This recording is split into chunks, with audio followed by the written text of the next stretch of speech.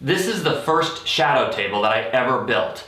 I called it Lost Ball, and the number on it appropriately is number 1 in the shadow tables collection. And here's how I did it. The first step was to find this table. I went to a yard sale to try to locate a good coffee table or any other kind of table that I can go ahead and break down and turn into my project. And I was able to find one pretty quickly for $35. Then I brought it to an out-of-work construction worker that I found online who built the box inside of it for me. Once the box was completed, I brought it back to my home, and then I began to sand the interior and to paint it. When the painting and the sanding was all done, then I went ahead and blueprinted the interior sculpture that would be. I went with a golf-themed one only because I know A, it would probably be a little bit easier, and B, it would be a little bit more marketable. Then I was able to start the actual sculpture. Most of it started with just your basic materials, newspapers, plaster of Paris, paper mache, and so on. As I got more involved in it, I realized that I also had to add different items like Sculptamold, so I can go ahead and carve into it like when I got to the sand traps. Once the sculpting was completed, the next step was to go ahead and to paint the interior. I wanted to start with a foundation, so I went with an earth tone color.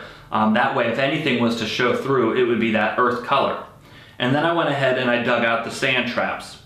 Once I went ahead and dug out the sand traps, I was able to apply the rest of the grass around the actual hole itself and make the fairway. And then I went ahead and started to build and to paint the exterior of the sculpture. When the exterior was completed, then I went ahead and started to paint the interior of the ocean. When that was complete, then I added what's called realistic water and realistic water effects, which would actually make the waves. Now, as detailed as it was, I still needed to take my brush and some more paint and actually get inside the crevices of each of those rocks just to make it look like the foam washed up and in there.